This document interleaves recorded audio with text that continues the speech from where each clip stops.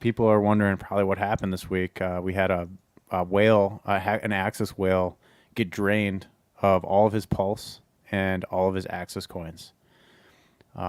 So what happened with that was he was trying to, and by the way, he's came clean in Katie's Cabal. He signed a message publicly to the address that got drained, so that he proved it was him. That was on Hexastani Dylan, of PHUX fame. It was his suggestion to have him do that to prove that he is who he said he was. And he said that he felt like he was targeted, but that as he was trying to apply for a block blend prepaid card, which the process was slow, he went to a Telegram chat. And the question mark for me is like how he got in that Telegram chat. But ultimately, he went into this fake block blend Telegram chat, like for support, and clicked a link to a fake block blend front end. And then that, right when he got to the page, which you all know that this is not normal, a connect wallet thing came up right away. And he connected his wallet and he approved a transaction without thinking about it. And the transaction automatically drained him of all of his Pulse, which was like 300 million plus, and 42 Axis coins, which had a net worth, had a value of about $1.1 million.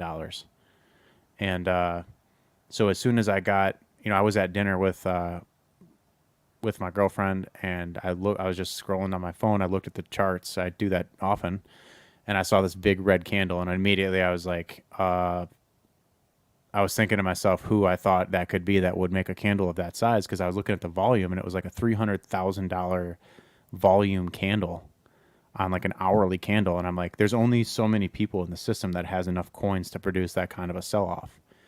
And so my mind automatically started racing about who it could have been. And then I went to the bathroom, and I went to Telegram when I was in the bathroom, and I looked down, and the dude that got compromised messaged me. He's like, alert, I have an alert, like I just got drained. And I was like, and then my heart sunk. I'm like, oh no. Because I was like, now mentally I'm trying to do these gymnastics of like, all right, how are we gonna support the price? How is this gonna affect the rest of the solid index? So I contacted relevant parties and tried to figure out, how do we do this? Do we disconnect the biggest LP pools? Do we, what I mean? And with a resounding foot forward of strength, some of the top people in both the solid index and the Axis group agreed that it was best to just ride this out, and whatever happens, and we'll stick together through it. And we did that. And today we got a nice price pump on Axis, and the price actually went back up to pre-drain levels. So that was pretty cool to see. I know a lot of people have a lot of opinions about what went down, or how that could have been treated differently. We had people telling us, hey, you should go fork the coin, blacklist the hacker address, airdrop new, and people like that. I think that's funny, because it's like, clearly you would never be a founder of anything valuable, because that's not how you create value. You don't, every time something goes wrong, you don't just like, somebody has to take the hit for that. And it's the LP providers. That's who takes the hit ultimately. Because the story with the guy that got hacked was that guy was able to buy Axis between $2 and $10 a coin, and his input cost was $100. And this is a testament to diamond handing, by the way. So yeah, he messed up, but the dude was a goat, dude. The guy held 42 coins from $100 valuation to $1.1 million. Isn't that amazing? Dude, that's the thing too. It's like being able to hold doing all the right things, and just people coming by just to steal your money. It's like that sucks. I'm always like, man, it's hard enough to like not screw up. It's hard enough to like get your game plan together where you hold, and like you said too, just diamond handed, all that stuff. But then just losing it from clicking on a website or signing something otherwise. Oh man, it's just a huge call to action about security. Like, yeah, I don't care if you have small bags or big bags. There's, the bigger your bags get, the more responsibility you have to take care of your bag, because if you get drained or hacked or scammed, you're gonna hurt everybody that's involved on the chain, and you're taking them down with you. And so, you know, people think, I just have like $5,000 in crypto, or I just have $100 in crypto. And if, the situation can occur like what happened with this guy, where it ballooned into this huge valuation, you make a couple wrong plays, and then now it's hurting the whole chain. And, if you don't mind, I would bring up, I'll share my screen quick. Yeah. I see you got some security stuff up too here, but I'll share my screen quick and just kind of talk you through where this money went and what it was actually extracted. So the original coins, they went into, I'll find the address here. One second.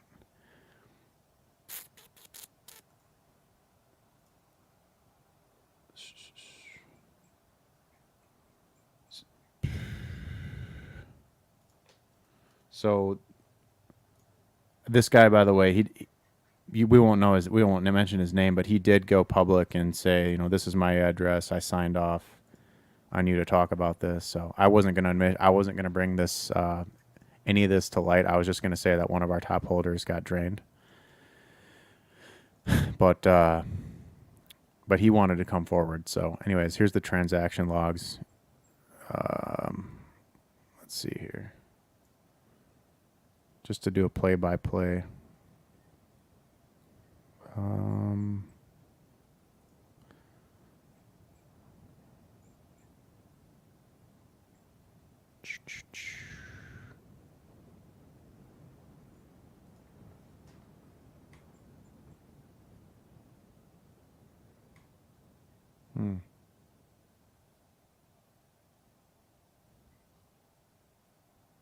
Oh, I'm sorry. This was the so this is the hack. This is the drainer address. So all these +1 ETH, +1 ETH, +1 ETH, +2 ETH. This was the process of dumping the pulse on the ETH side. So this guy bridged out, but I'm going to get to this in a second. This isn't actually what I was looking for.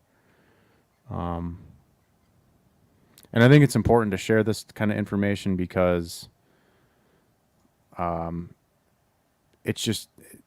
it's good to know the process of how this went down. And like if I was going to dump Pulse, I wouldn't go to the ETH chain to dump it because you'd be eating all this slippage. But there's something interesting with that too that I want to point out when we get to that point. Let me see if I can go back far enough here. Okay, so here it was. The dumping of the axis for the Pulse. Where's the drain transaction? Okay, right here. Receive from... Okay, right here, receive 35.7. This is where the address received 35.7, and the other 6 went to another address. So this is the original wallet of the guy that got drained. If we go into his transaction history, this is what it looks like. There's a claim that gets run. I think, let's see.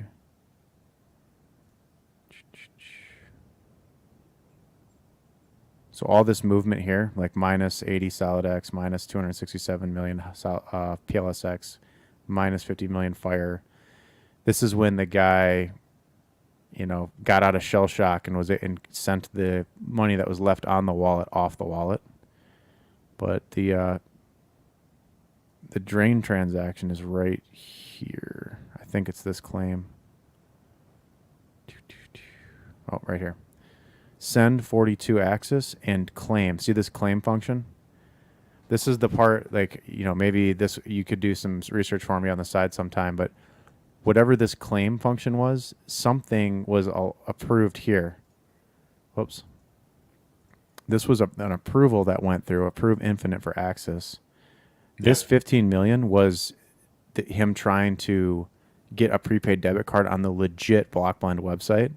But because it was taking so long, that's when the whole compromise happened. Was he went off to Telegram looking for support on why is this taking so long to clear.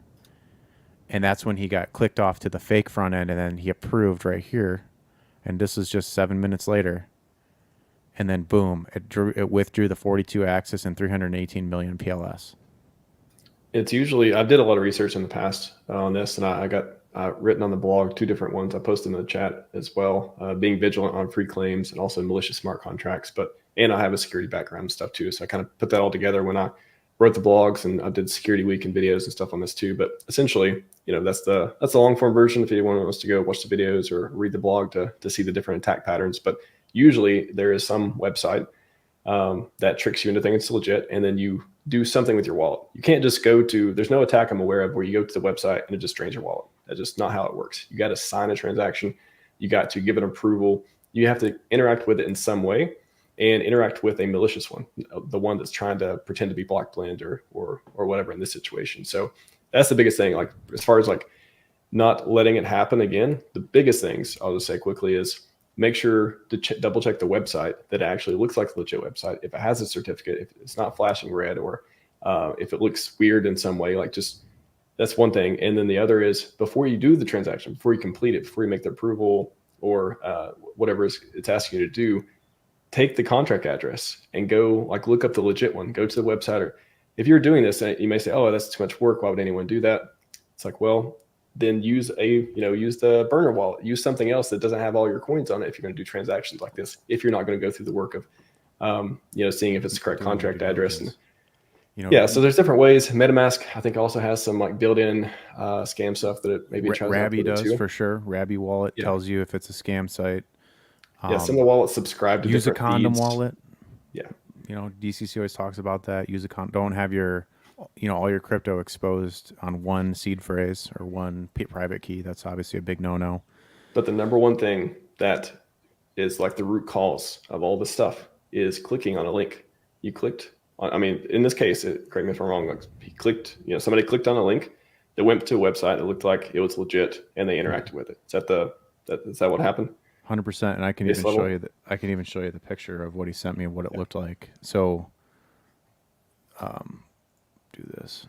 Next Monkeys, mentioned hardware wallets. They do help, but they only help if you do actually verify it, because the hardware wallet, it'll still do the transaction if you tell it to. So it's one of those things, if you get tricked into doing it, you're going to probably do it no matter what if you get tricked into doing it. Hardware wallet just maybe makes you think twice about it. It doesn't let someone who hacks your computer just do all the transaction stuff because you got to be physically there. Hardware wallets are just 2FAs on your wallet. Think about it like that. So when he went to this screen, it automatically pulled up this fake Connect Wallet thing. Like this is already a big no-no because this doesn't even look like the normal Connect Wallet thing when you go to click this Connect button on any site. This isn't the type of plugin that's supposed to come up. Whenever I see one of these nice little rounded pop-up thing, it's automatic no-no. This is a scam right away. Yeah, usually it's called drawing over it. So like basically they're taking, maybe they took the legit website, inserted some code that will draw over top of the website because they're not going to go through the dev work to integrate it and do all the stuff with it. So they're like, oh, we can just insert this piece of code that's just perfectly tuned to just pop this thing up and no one's going to double check it kind of thing. That's what you're talking about. Fox Mulder makes a good question here that you know the answer to. Can someone approve infinite access transaction and be disguised as some other thing? So a lot of times, I mean, every time you improve infinite anything, it's one of those things where it's how much do you trust the app? Like every time you're on PulseX or every time you're on, Pitius or whatever else, when you want to make a trade or approval otherwise, and you don't want to go back and do it multiple times, a lot of times you're going to take a shortcut and say, okay, just do the max, infinite, whatever like that. And if you're on a legit website, then, what have you got to worry about type of thing. But in general, can it be disguised as something innocuous? I think the layer that's important here is, are you talking to a legit thing? So no matter what it asks you to do, whether it looks innocent or otherwise, like, are you on the right website? Like the first thing I would look is on my browser. Am I talking to the right website? Is this the right URL? Is it misspelled? Blah, blah, blah. And the second thing is, okay, am I sure this is the wallet I want to use for the transaction? Or do I want to send whatever tokens or otherwise to a burner wallet and then do it with that just in case something happens? And then the third thing is, again, double check. If you're really not sure, if you're like, okay, I want to make sure, I've never went to this website before. You could bookmark websites to take care of a lot of this stuff too, instead of Googling. Bookmarking is like the preferred way. Then you can check, like, what is the contract address supposed to be? Go to their Twitter, go to wherever, get the actual contract address and compare it to the one you're being presented in MetaMask. And if it's not the same, then you're not on the right website. You're not interacting with the official product. So the overall layer, it could be, the MetaMask prompt could say anything. It could say something that looks interesting. It could say something that looks scammy. It could say something that looks innocent or otherwise. But the question is, are you interacting with the right place? That's the question you need to answer. Mm-hmm. And the way you'd know it is because you need, if you're ever doing anything on a site you don't know the official domain to, then you shouldn't be on there. Like, I know that blockblend.io is blockblend.io. Like, and if that's not what's in my, I will always start there. I will always start at blockblend.io. Right. And even in some cases in the past, those even get compromised. Right. But generally, if you're on the right domain, you're good. Yeah. But you have to go there yourself manually. You can't be clicking links to places because that's how compromises can occur too. The way that this kind of went down was, this was the thing that he got smoked on, was it said migration to new block blend contract. I mean, that's such a dead giveaway. There is no migration to a new block blend. That's all it, you know what I mean? But when you're not thinking clearly, or you get complacent in your crypto journey, it's easy to not think this through. I mean, this is how easy it is to mess up, guys. And we just want you to be extra careful out there. And this isn't just for stupid people either. Like, this is something 2 times I've almost been fooled by scammers trying to steal money. 2 times. I'll tell you 2 quick stories. The first one was from a fake Alex from Hedron on Telegram messaged me. And what they did was they messaged me like a month or so beforehand. So we already had a chat history, very innocent. Oh, hey, how's it going? Blah, blah, blah. Just quick conversation. And then didn't say anything. So they set everything up. And then when they actually want to execute the attack, then they say, oh, hey, they'll message you again. Okay, you've already got chat history. It already feels like you're talking to the authentic person, the right person. And then they'll ask you to do something. In this case, it was like, oh, go to this website to amalgamate your funds for the new contract.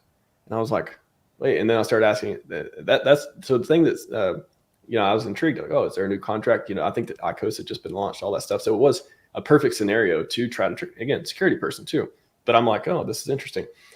And then I remember thinking, okay, this kind of sounds funny. I don't know. And I said, hey, I just messaged you on Twitter. So if you have 2 different forms of communication with that person, just use the other one. Because then I said, hey, message me back on Twitter. I got to ask you something. And then they didn't, or said that they didn't want to, or whatever it was. That's when I knew it was a scam. And that link was a place to, I assume, go and drain a wallet. That was the first one. So that kind of took me down a road for a second. So I was thinking, wow, if I've seen all kinds of different phishing attacks. I've worked professionally and all this stuff. If I can get fooled, like, hey, they're getting pretty good at this stuff. The second one happened probably 2 or 3 months ago from an exchange that went out of business. I guess I'd used a long time ago. And the email, when these things happen, it's crazy, man. I think they get in bankruptcy or whatever happens, somebody either pays for it or it gets leaked or whatever, all the customer information. So they have your full name. They have all this like they have the legit information on all the clients and stuff, and email addresses, of course. So, get an email that's got all this personal information, got all this stuff, it all looks legit, saying, hey, you got a balance here of however many $1,000. You need to come claim it before this date, with a link to go claim it. The link was they had registered a domain that looked like, I believe it looked like it came from the holding company or the bankruptcy company or whatever it was, that it looked legit. It was like, in my head, I'm adding up the story. Okay. They contact you. That's what they would do. In this case, you have a balance. They say, hey, you go to this website, which is now owned by the other company that they would have set up to do all this stuff. It all looked legit. I went there and actually tried to interact with it. I tried to interact with the contract, but it was asking me to do something. I can't remember what it was. I did a whole stream on this. It was asking me to do something, sign something or do something. And I was like, that don't make any sense, and like no transaction would go through. And I used a burner wallet. I didn't use any valuable wallet because I was just supposed to receive funds, right? So like, why would I use my regular wallet? I don't want them to, I don't want that to be, on the traced or any footprint or anything like that. So privacy, 1, and 2, there's no reason to do that for security either. So I used a burner wallet, tried to interact with it. It failed the transactions. It didn't even go through because it asked me to do something weird with it. But that's the second time. And I was like, oh, this is clearly a scam. I called the number here's the key part. In the email address, they left contact information if you have any problems. They left the real contact information for the entity on on the email. So I called them, hey, I saw I have a balance on here. The transaction wouldn't go through or whatever. What's going on? Can you help me? And they said, did you go to this website or ask me whatever? I said, yeah, I went to this website. I was like, oh, that is nothing to do with us. That is a scam. You're the 100th person to call in or whatever. And I was like, okay, that's what I kind of thought it was afterwards. So anyways, you don't have to be dumb. If this happens to you, don't feel like, it happens to a lot of people, and even security people, have these like lapses of, wow, this is really good. This actually sounds like a legit thing. But again, we went through all the things that can help you stay safe. Make sure you're going to the right website, bookmark it, don't Google for it, stuff like that. Double check the links, double check the contract address, use a burner wallet. Those 3 things are essential, and don't click on links. If you really want to go, don't click on any links in Telegram. Just don't click on any links. Go type it in, or go search it manually to find the official website, all that. That's the best, easiest ways I can think of to keep safe on this stuff. Thanks, Max, for that, and appreciate your expertise in the security realm, and also it's important to admit that it's easy to get fooled, even for experts. Like experts even sometimes walk a few steps too far into the door and then have to turn around. And so like if somebody it's pretty hard to get a hold of me, because if an account messages me on Telegram that I don't know who it is, I automatically delete it. I don't even go into it. Like that's how serious I am. Like I'm not going to even open your bullshit. Like I'm not. If you could be totally harmless, but I'm not going in there. It's just it's auto delete. I'm the same. Like if you don't make yourself available, you will avoid so many things too, like that stuff. Yeah, so just like lock yourself in your own little realm and just grow. On your own in a lot of ways. So anyways, let's close out the last couple statements about this, and we can move on to the fun stuff, guys.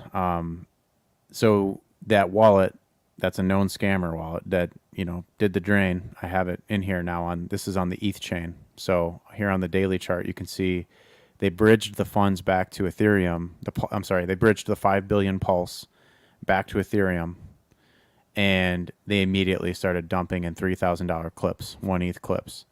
And I went on to CowSwap and I said, well, how much slippage would this guy eat if he dumped it all in one go? And the answer was minus 70% slippage. So the hacker was smart enough not to dump it all at once. And so what ended up happening was all these transactions, they didn't eat all that slippage. They sold, 1 ETH per time. And they ended up walking away with a total P&L of $344,000. So they did end up, this is the full extracted amount from the 35.7 Axis wallet, was $344,000 is what our ecosystem got raked for.